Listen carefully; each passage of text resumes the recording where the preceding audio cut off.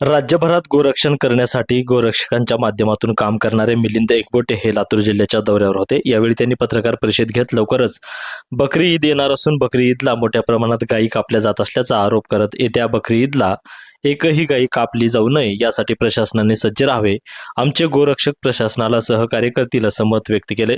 तर आमदार अभिमन्यू पवार हे गोरक्षकांना सहकार्य करीत नाही तर ते कसायांना सहकार्य करत असल्याचा दावाही मिलिंद एकबोटे यांनी केला असून शेतकरी नेते सदाभाऊ खोत यांना देखील धारेवर धरत सदाभाऊ खोत हे शेतकऱ्यांचे नेते नाहीत तर ते कसायांचे नेते असल्याचा देखील खळबळजनक आरोप गोरक्षक मिलिंद एकबोटे यांनी केलाय। काही दिवसांनी बकरी ईद आहे। बकरीच्या वेळेला मोठ्या प्रमाणामध्ये गोमातेची कत्तल होते, गोमातेची कत्तलीसाठी वाहतूक होते। हे प्रकार पूर्णपणे बेकायदेशीर आहेत आणि देशाच्या हिताच्या दृष्टीने सुद्धा अत्यंत चुकीचे आहेत। म्हणून एकही गाय बकरीच्या वेळेला कापली जाणार नाही याच्याकरता सर्वांनी मनाशी निश्चय केला पाहिजे। राज्यकर्त्यांनी, प्रशासकांनी आणि जनतेने हातात हात घालून काम करून गो हत्यामुक्त लातूर, गो हत्यामुक्त महाराष्ट्र ही संकल्पना राबवली पाहिजे आणि आमचे गोरक्षक त्याच्यामध्ये सर्व प्रकारचं सहकार्य द्यायला, स्वतःची जबाबदारी पार पाडायला सिद्ध आहेत, तयार आहेत। परंतु गोरक्षण हे एक कायदेशीर बाब आहे आणि या कायद्याचं पालन करणं, या कायद्याची अंमलबजावणी करणं हे सरकारचं आणि प्रशासनाचं कर्तव्य आहे। ही गोष्ट या ठिकाणी मी नमूद करू इच्छितो। आताच आपण म्हणाला की आमदार अभिमन्यू पवार हे सरकारचे माणूस आहेत, त्यावर तुमचं काय म्हणणं आहे? असं का म्हणाला? असे अनुभव आले मला।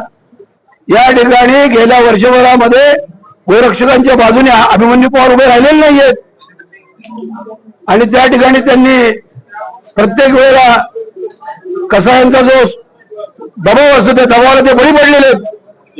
ही आम्हाला अपेक्षा नाही त्यांच्याकडनं। त्यांनी संघाचे निष्ठावंत कार्यकर्ते, त्यांनी सहकार्य करत नाही असं म्हणाले। आता जे आहे ते सांगितलं आता तुम्हाला मी। काही दिवसापूर्वी गोरक्षणाच्या विषयावर वाद निर्माण झाला होता।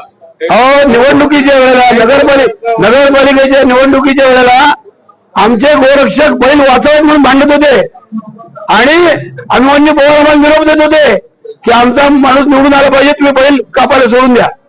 अजून काय सांगायचं तुम्हाला?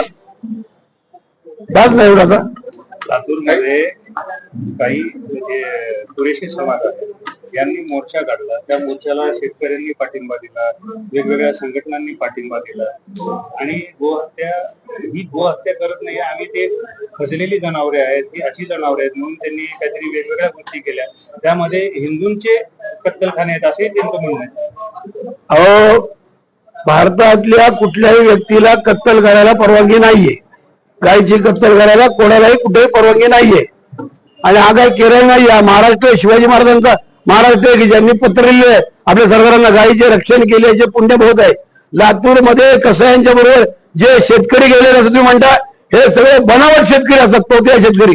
खरा शेतकरी कधीही गोमातेच्या विरुद्ध जाणार नाही। आम्ही गोमाता शेतकऱ्यांच्याकडनं विकत घेऊन गोशाळेत पाठवतो, शेतकरी रडतात, तिथं बसून उपाशी राहतात गाय गेली म्हणून। शेतकरी बैलांचा धावा करतात तर शेतकऱ्यांवर काय आरोप करतात, शेतकऱ्यांची काय बदनामी करतात आणि आमची शेतकऱ्याची भांडण लावून देण्याचा काय प्रयत्न करता तुम्ही? काही दिवसापूर्वी गोरक्षणाचा आणि गोहत्येचा वाद निर्माण झाला होता, काही गोरक्षकावर गुन्हे दाखल झाले होते। त्या टायमाला शेतकरी संघटनेचे नेते सदाभाऊ खोत यांनी डिबेट करताना म्हटलेलं आहे की चुकीच्या पद्धतीनं गोरक्षक अशा पद्धतीनं मास करत आहेत आणि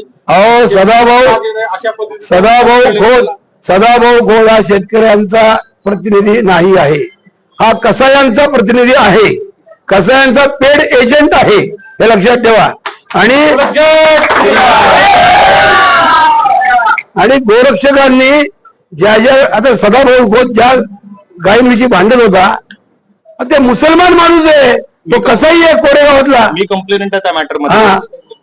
आणि त्या मुसलमान माणसांनी त्या गायी म्हशी घेऊन चालला होता।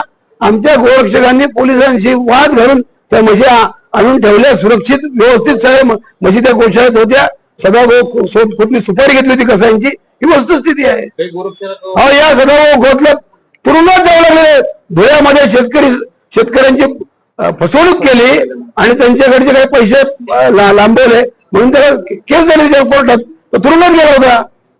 गोरक्षकावर चुकीचे पद्धतीने गुन्हे दाखल केले आहेत असं आपलं म्हणणं आहे. तर राज्याचे मुख्यमंत्र्यांकडे घरत हात आहे, तर आपलं काही त्याच्याशी बोलणं झालेलं आहे का या विषयावर? अहो आता एक लक्षात घ्या, माझ्या घरात जर पाहुणे आले आणि आचार्यांनी जर मीठ जास्त घातलं तर काय ते पाहुणे असं म्हणतील का की एकमुठ्यांनी मला खायला घातलं?